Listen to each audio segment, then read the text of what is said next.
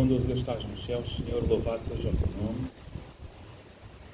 Que bênção enorme podemos estar aqui esta manhã, apreciando a tua natureza, ouvindo, Senhor, aquilo que das tuas mãos foi criado, o vento, as árvores, os animais, mas também podermos encontrar uns com os outros para louvar o teu nome, estudar a tua palavra, Senhor, e abrir no nosso coração à tua influência.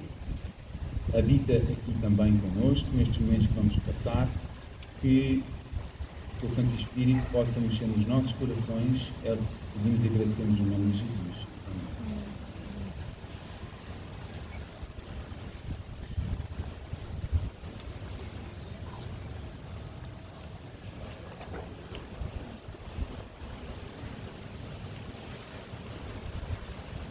Quão bom e quão maravilhoso é podermos estar entre os irmãos. Deus é maravilhoso, porque Ele deu-nos a oportunidade de podermos estar aqui presentes em mais um sábado, nesta igreja ao ar livre que Ele preparou para nós. Nós queremos agradecer à doutora Fernanda Costa e ao staff do museu, ao Dr. Rafael Neto, Presidente da Câmara, Carlos Ferreira. Um bem-aja, muito obrigada por esta grande oportunidade. Nós vamos continuar a louvar o nome do nosso Deus, entoando o hino número 492, lado a lado. Eu pedi aos irmãos que se colocassem de pé.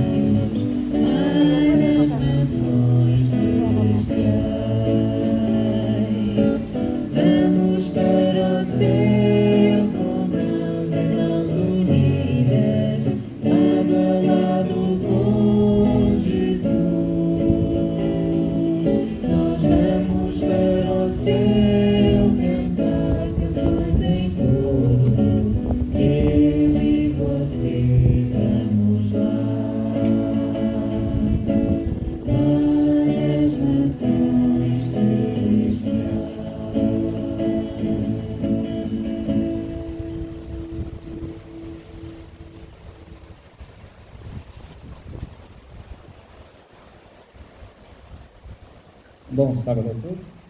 Assim como estamos, vamos curvar nossas cabeças para falarmos da nossa. Santíssimo Deus e soberano Pai celestial, Deus forte, conselheiro, Pai da eternidade e príncipe da paz. Aqui estamos, Senhor Deus, felizes, porque o Senhor proporcionou a cada um de nós um lugar agradável para louvar e glorificar o teu santo nome. Queremos te pedir, Senhor Deus, que o Senhor tenha misericórdia de nós, derrama sobre nós o teu Espírito Santo. O teu Espírito Santo seja derramado no meio de nós e dentro de nós, para que possamos, Senhor Deus, ter experiências contigo, Queremos pedir uma bênção especial, Senhor Deus, pelas pessoas que vão passar pela rua, pelas pessoas que vão ouvir a Tua palavra e esses hinos, que possam ser tocadas pelo mesmo Espírito. Queremos, Senhor Deus, nesta manhã, ser alimentados, que Senhor possa, Senhor Deus, preencher nosso coração, para que possamos, Senhor Deus, preencher o coração dos nossos amigos e nossos familiares. Abençoa cada um de nós, e que possamos, Senhor Deus, ser fiéis e para que possamos nos encontrar embaixo da árvore da vida. Fique conosco, abençoa a pessoa que vai ministrar a Tua palavra nesta manhã, que ela possa, Senhor Deus, ser inspirada pelo Teu poder, pelo Teu Espírito. E que nós, o Seu povo, possamos ser santificados nesta manhã. Por Jesus nós oramos. Amém.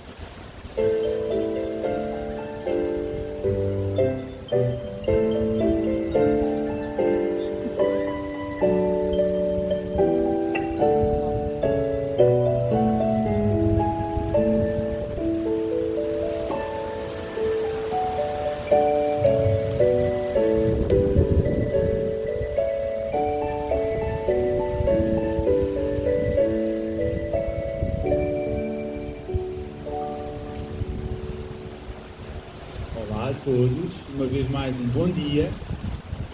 Desta vez eu vou falar para os mais pequenos. Onde é que estão os mais pequenos? Ai, que braços tão grandes, eu quero ver todos. Lá ao fundo, ai lá aquela pequenina lá ao fundo, adeus. Muito bem, é realmente muito difícil contar uma história para crianças quando elas estão todas espalhadas. E portanto nós preparámos uma atividade para vocês.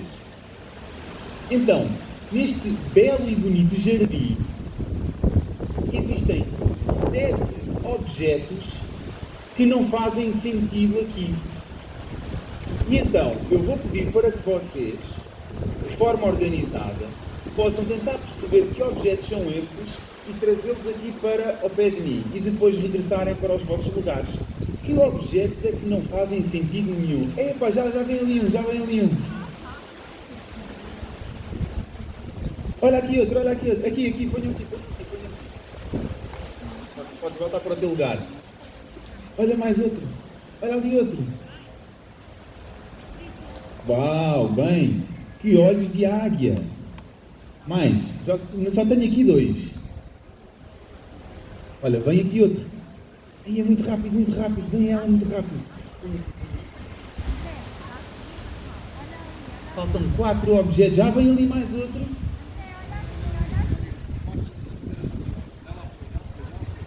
Eu nem preciso dar as pistas, vocês têm realmente uma visão. Muito bem, aqui uma baleia. Bem, uma baleia no Jardim de Cascais.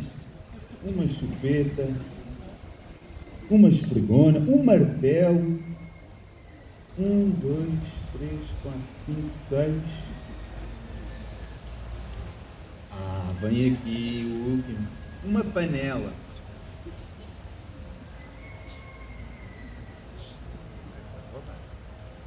Amigos, vocês acham que estes objetos fazem sentido neste jardim? Uma panela? Uma baleia? Será que faz algum sentido? Então, olhem, nós podemos aprender aqui uma grande lição. É que, na verdade, a nossa vida é como um jardim. O nosso coração é como um jardim.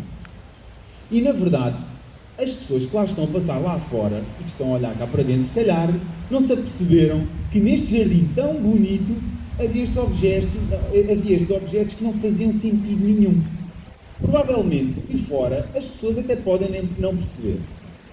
Mas na nossa vida, às vezes há situações que, ainda que aparentemente não fazem sentido, alguém, quando entra neste jardim, vai perceber que elas estão a mais, ou que não fazem sentido nenhum.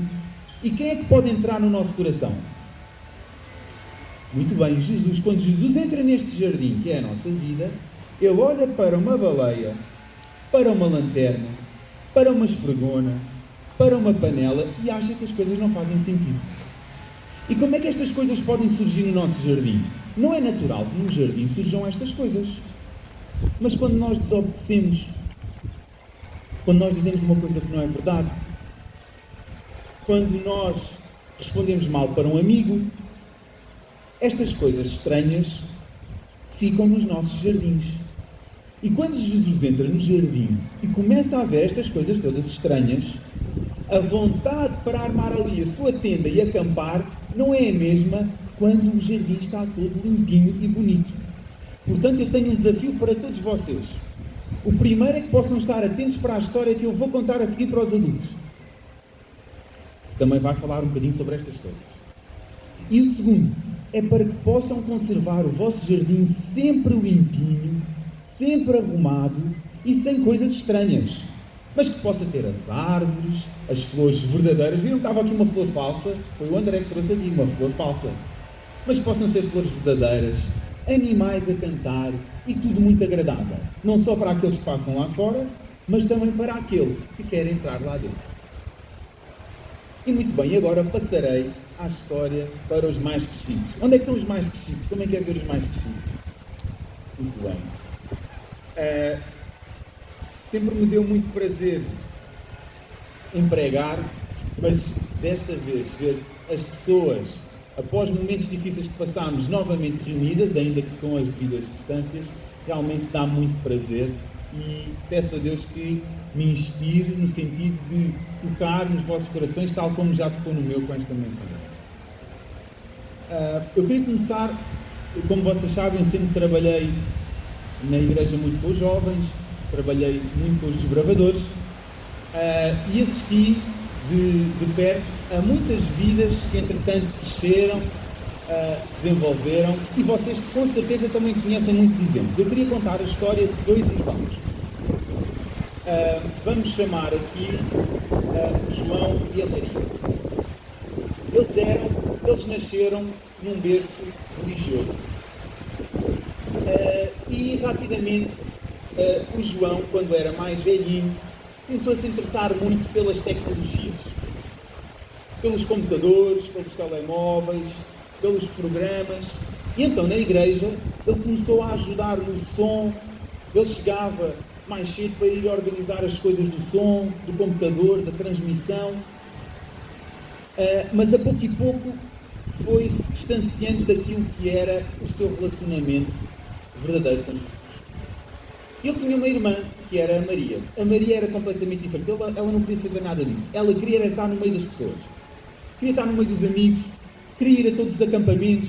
Qualquer acampamento, qualquer atividade que surgia, ela movia logo os amigos todos para poderem estar presentes. Eu não sei se vocês conhecem pessoas assim, que nem dormia na noite anterior, quando ia ter uma atividade no dia seguinte, mandava mensagem a todos: vamos estar presentes, vamos acontecer, vamos fazer. Ela dava a cara, ela era uma líder. Eles eram os dois irmãos e, na verdade, muito diferentes. Mas houve uma vez que uma escuridão veio à sua vida e a mãe destes dois irmãos acabou por falecer. E o João, que já estava meio despegado daquilo que eram os assuntos espirituais, ainda mais ficou. E já só ia de vez em quando então ajudar no som, de vez em quando à distância ele dava algum apoio. E a Maria gostava muito de estar e de dinamizar todos os jovens. Continuou a ir à igreja, é verdade, mas já só ia no final para estar com eles, com as pessoas, porque ela era uma pessoa de pessoas. E ela própria admitiu, numa das situações em que se discutia na escola sabatina, ela admitiu que ela não precisava de ser fanática para seguir Jesus, não precisava de tanto extremismo. Ela seguia Jesus à maneira dela, ainda que hoje. E hoje gostava de falar sobre este tema: seguir Jesus de longe. E para falar-vos um pouco sobre este tema, eu ia buscar um personagem que aposto que todos conhecem, que se chama Pedro, e que era amigo de Jesus. Este discípulo, Pedro, é conhecido por todos nós como sendo também alguém de pessoas. Ele gostava de estar no meio, de tomar as decisões, de ir em frente. Recordo-me quando discutiam quem é que era, Jesus dizia, então, mas quem é que dizem ser o Filho de Deus? Pedro chegou-se logo à frente e disse, Jesus, tu és o Cristo, o Filho de Deus. Ele assumia, dizia logo, quis logo pisar as águas, andar sobre as águas. Ele era realmente uma pessoa de compromisso de ir à frente. Mas, a determinado momento, Jesus sente a necessidade de chamar a atenção de Pedro. E é sobre esse texto que eu gostava de refletir esta manhã convosco. Uma chamada de atenção a Pedro e a cada um de nós hoje que aqui está. Esse texto que eu quero trabalhar convosco encontra-se em Lucas, no Evangelho segundo São Lucas, no capítulo 22. E este capítulo é um capítulo que, enfim, dava para trabalharmos bastante, é bastante comprido, tem bastantes histórias, mas a história central que vamos abordar encontra-se nos versículos 31 a 34. Lucas 22,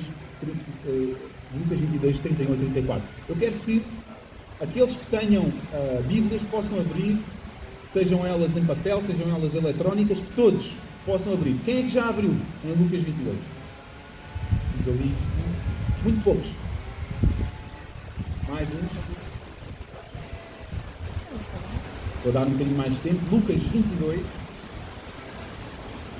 Quem já abriu? Novamente. Vamos no lado. Ok. Muito bem, então vamos ler o que diz logo a partir do versículo 31. Disse também o Senhor: Simão, Simão, eis que Satanás vos pediu para vos circundar como trigo, ou para vos peneirar como trigo. Mas eu roguei por ti, para que a tua fé não desfaleça. E tu, quando te converteres, fortalece teus irmãos. E respondeu Pedro: Senhor, estou pronto para ir contigo até à prisão e à morte. Mas, disse Jesus, digo-te, Pedro, que não cantará hoje o galo, antes que 3 vezes me negues comigo. Então, ainda antes de entrarmos em particular em cada um destes versículos, de forma muito geral, Jesus chama a atenção para um ponto importante. Se não fosse importante, Jesus não tinha dito o nome dele logo 2 vezes. Se eu chamar o vosso nome 2 vezes, vocês não vão achar muito normal. Portanto, alguma coisa de importante era para que Jesus tivesse esta necessidade. Simão, Simão. E, na verdade, Jesus conhecia além daquilo que era a aparência. As pessoas que passaram ali fora não viram estes objetos estranhos que aqui estão. E qualquer um de nós, se o versículo terminasse, ou se este texto terminasse no versículo 32, diria: mas Pedro está preparadíssimo para qualquer coisa. Ele próprio diz que está pronto para ir para a prisão e para a morte. Quem é que nós não gostava de ter um amigo assim? Que respondesse assim. Qualquer um de nós adorava ter um amigo que dissesse logo prontamente: eu estou pronto para ir contigo para a prisão e para a morte. Mas Jesus via além deste coração de Pedro apaixonado, deste coração sonhador. Ele via que naquele momento se aproximava provavelmente um vale de escuridão espiritual.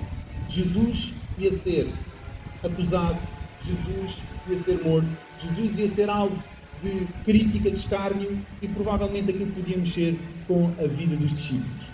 E logo uma primeira lição espiritual que eu posso trazer para as nossas vidas é que a nossa vida espiritual não é um algo constante. E Jesus chama a atenção de que momentos difíceis podem chegar à nossa vida. Isso é uma realidade. E então, começando no versículo 31, agora acompanhem-me, por favor. Lucas 22, 31, Jesus então começa a dizer: Simão, Simão, eis que Satanás vos pediu para peneirar como trigo. Começando com estas 2 primeiras palavras, Simão, Simão, é logo interessante porque é que Jesus não disse Pedro, Pedro. Porque é que foi usar Simão, Simão? Ora, Simão era o nome de Pedro antes de se ter tornado discípulo de Jesus. E, portanto, logo aqui, Jesus, com certeza, de forma intencional, chamou a atenção de que Pedro poderia, numa situação, voltar à sua vida passada antes de conhecer Jesus Cristo. E isso também pode acontecer na nossa vida. Provavelmente, lembram-se daquilo que era a vossa vida antes de conhecerem Jesus. Antes de se converterem verdadeiramente. E Jesus aqui diz que, atenção, vocês podem sofrer alguma situação que vos encaminhe, que vos leve para a vossa vida como era antes de me conhecerem. Portanto, ele diz: Simão, Simão. E depois diz, usa aqui uma metáfora: eis que Satanás me pede para vos peneirar como um trigo. Ora, eu lembro-me imediatamente daquela situação em que Jó, também é uma situação, também é um texto conhecido, um episódio conhecido, onde também Satanás foi pedir a Deus para que peneirasse a vida de Jó, para que pudesse agitar a vida de Jó. E este não é um episódio particular para a vida de Jó, também podia acontecer na vida dos discípulos e pode acontecer na vida de cada um de nós. Ele pediu autorização para peneirar, para agitar esta vida destes homens.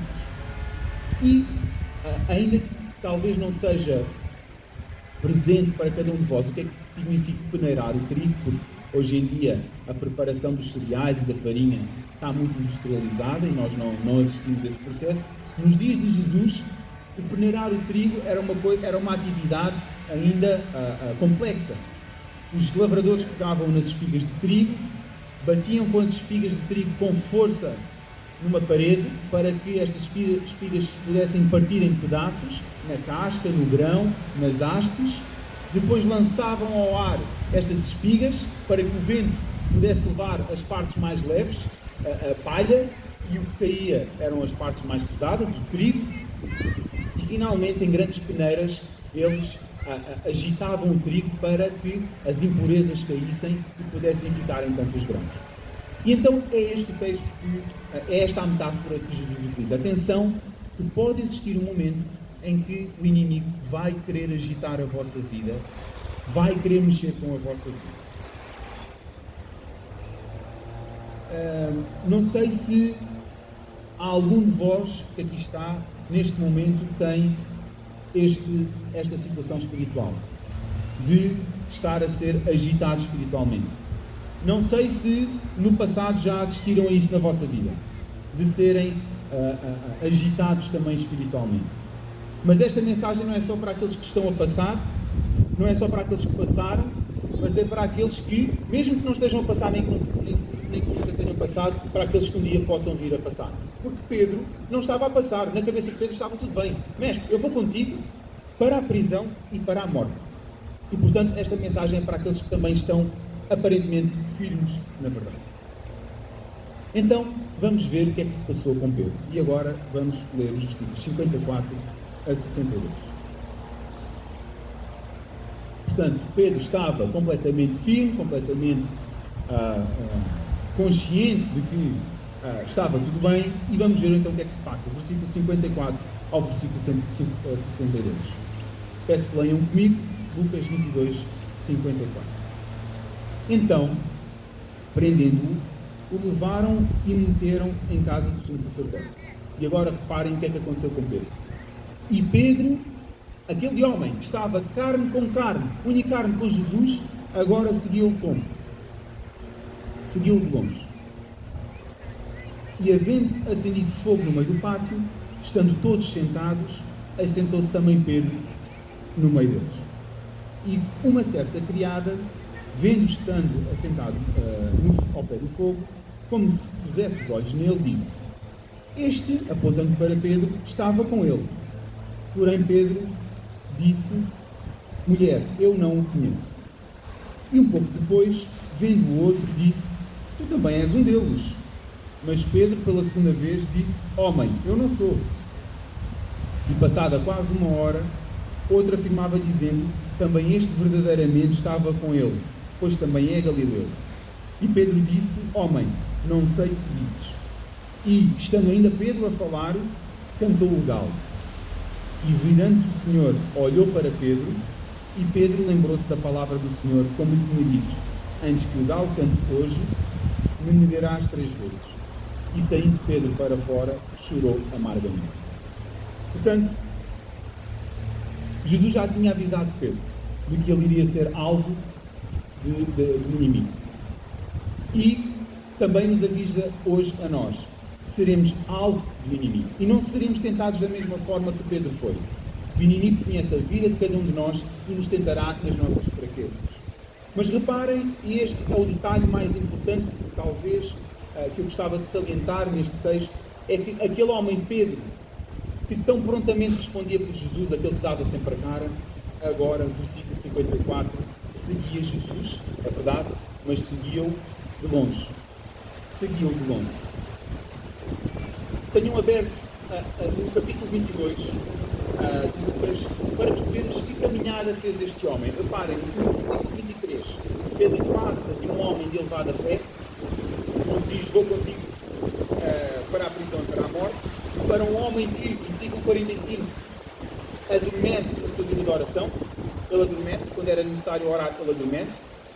É um homem que passa a seguir o mestre de longe, versículo 54. Versículo 55, senta-se entre os acusadores de Cristo, no meio daquele pátio onde estavam os acusadores de Cristo, e finalmente, versículo 57, acaba por trair o seu próprio mestre. Portanto, o seguir o mestre de longe não era um mal em si mesmo, mas era o início do descarrilamento espiritual. E obviamente que Pedro não seguia o mestre de longe, ou não estava longe só fisicamente. Obviamente que este seguir o mestre de longe, estar longe do mestre, era também um distanciamento espiritual. Não é que Pedro quisesse estar... Vocês acreditam que Pedro queria estar longe de Jesus? Provavelmente foi aqui um conflito interior no coração de Pedro. Um grande conflito naquele coração. Amava o mestre, queria estar com o mestre, mas ao mesmo tempo queria salvar a sua própria vida. Queria tanto estar ali com ele, partilhar daquele sofrimento, mas por outro lado, um grande instinto de sobrevivência, de preservar aquilo que ele tinha nesta vida. E na verdade, estes dois mundos não são geridos. O próprio Jesus chamou a atenção disso. Em Mateus 16, 25, Jesus diz, porque aquele que quer salvar a sua vida, perdê-la-á. E quem perder a sua vida por amor de mim, achá-la-á. Portanto, esta dualidade em que Pedro vivia naquele momento, de tanto querer estar com o mestre, mas ao mesmo tempo preservar a sua própria vida, não era gerível. Mas o texto continua e não são só más notícias. E agora queria-vos deixar as boas notícias. Reparem que o texto diz no versículo 60 que estava ainda Pedro a negar Cristo. Estava ainda Pedro a negar o seu próprio mestre. E o que é que aconteceu? O galo cantou, versículo 60. Provavelmente foi um clique na vida de Pedro. Provavelmente, como dizem também os nossos irmãos brasileiros, caiu a ficha com este canto do galo e Pedro olha para Jesus. Mas quando Pedro olha para Jesus, quem é que já estava a olhar para ele primeiro? Reparem no texto. O galo cantou, estava ainda Pedro a negar Cristo e Jesus imediatamente olhou para Pedro. E eu posso imaginar como tudo isto foi. Eu imagino, tal como acontece com as crianças quando fazem uma asneira. O que é que acontece quando elas fazem uma asneira e olham para os pais? Olham assim, não é? Os olhos para cima, levantam a cabeça, perceber o que é que vai acontecer, à espera de um olhar castigador, de uma repreensão. E aqui, quando Pedro olha para Jesus, já estava aquele olhar. E era admissível que Jesus, coitado, com aquilo tudo que estava a sofrer, ignorasse aquela situação. Ele estava a sofrer escárnios, estava a sofrer acusações, mas não, naquele momento olha para Pedro, e quando Pedro olha para o Mestre, há este olhar que não era de repreensão, que não era de culpabilização, mas era um olhar meigo, um olhar misericordioso, um olhar compassivo, um olhar de convite, de abrigo. E eu gostava de ler convosco um pequenino excerto que encontramos no livro Primeiros Escritos, da autora Ellen White, que diz: Pedro tinha negado seu Senhor, mesmo com maldição e juramento. Mas aquele olhar de Jesus, como que dissolveu o coração de Pedro e o salvou. Pedro chorou amargamente, arrependeu-se do seu grande pecado e se converteu. E então ficou preparado para fortalecer os seus irmãos. Este olhar, que é um olhar que nós podemos ter a certeza na nossa vida, foi fundamental para salvar Pedro. E irmãos, amigos, mesmo que estejamos muito longe de Cristo, mesmo que estejamos já quase a perder Jesus de vista, até nos podemos admitir seguidores, mas estamos mesmo muito longe. A garantia que temos é que Jesus olha ainda assim por nós. Mesmo que até já tenhamos perdido Jesus de vista, Jesus tem a capacidade, e aqui mostra, de olhar por nós. Jesus permanentemente olha por nós. E quando Pedro olhou para cima, pôde-se reencontrar com Jesus. Provavelmente veio tudo à cabeça, desde aquelas palavras Simão, Simão, que já vimos o significado que tinha. Lembrou-se de que Jesus, em Lucas 22:40, tinha dito: orai para que não entreis em tentação. Provavelmente voltou-se a lembrar disto. E nunca fez tanto sentido na sua vida o pensamento que ele depois acaba por escrever em 1 de Pedro 5:8. Que diz, o próprio Pedro escreve: sede sóbrios, vigiai, porque o diabo, vosso adversário, anda em derredor, bramando como um leão, buscando a quem possa tragar. Provavelmente este pensamento nunca fez tanto sentido na vida de Pedro como neste momento. Mas Jesus conhecia exatamente o coração de Pedro, e agora vamos passar a mais um momento de esperança. Conhecia exatamente o risco que Pedro passava, e ele também conhece exatamente o nosso coração, ainda que aparentemente nos digamos que estamos bem espiritualmente, ainda que aparentemente tudo possa parecer bem. Reparem que no versículo 32 de Lucas 22, Jesus diz: mas eu roguei por ti. Portanto, nós vínhamos daquela passagem onde Jesus diz: Simão, Simão, cuidado que Satanás quer vos peneirar como trigo, mas eu roguei por ti. E essa oração nós podemos ler a continuação, essa oração em específico em João 17:9, que diz: é por eles que eu rogo, não pelo mundo, mas por aqueles que me deste, porque são teus. Esta oração que Jesus Cristo teve não foi só para Pedro, foi para todos a quem Deus confiou Jesus. Jesus, na verdade, antes do problema, já tinha orado por Pedro. Jesus, antes do problema, já tinha orado por todos nós. Que promessa é esta? Que privilégio é este do nosso nome já ter surgido na boca de Jesus numa oração ao Pai? É verdade que, amigos, ninguém fica indiferente quando sabemos que um amigo nosso ora por nós. Quem é que não gosta de saber que um amigo ora por nós? Todos nós. Até os descrentes gostam de saber que alguém ora por eles. Mas neste caso é diferente. Não é um amigo qualquer. Neste caso é Jesus que orou antes do problema, não só por Pedro, e orou e ora antes dos nossos problemas por cada um de nós junto do Pai. Reparem que é uma grande esperança que podemos ter. Normalmente os nossos amigos oram por nós antes ou depois dos problemas. Normalmente nós pedimos os nossos pedidos de oração sobre um problema que nós estamos a viver. Mas Jesus antecipa-se a tudo isso. Conhece-nos de tal maneira que junto do Pai Ele roga por nós ainda antes do problema. E depois do problema? E se nós pecarmos? Então, em 1 de João 2:1, temos também uma grande promessa. Diz o texto: filhinhos meus, estas coisas vos escrevo para que não pequeis. Mas se todavia pecarem, temos advogado junto do Pai, Jesus Cristo, o justo.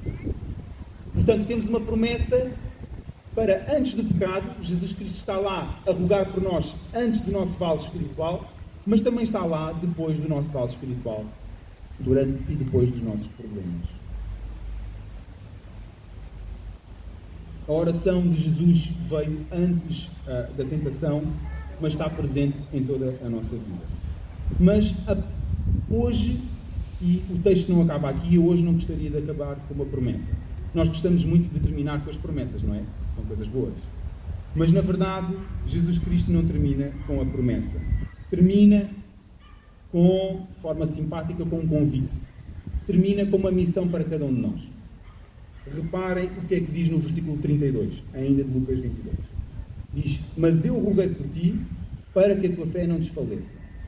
E tu, quando te converteres, vai e fortalece os teus irmãos.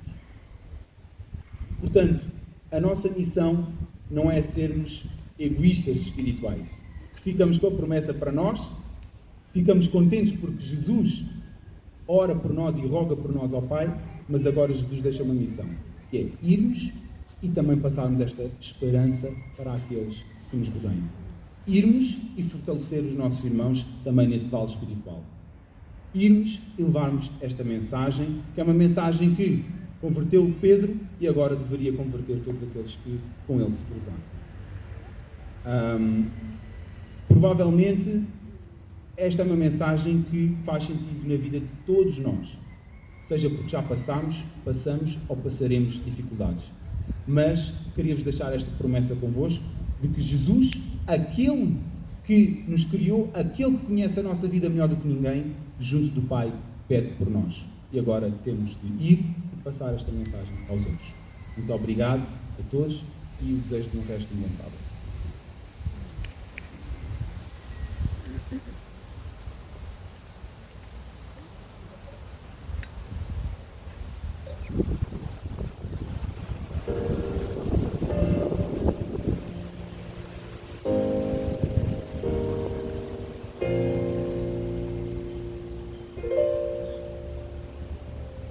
So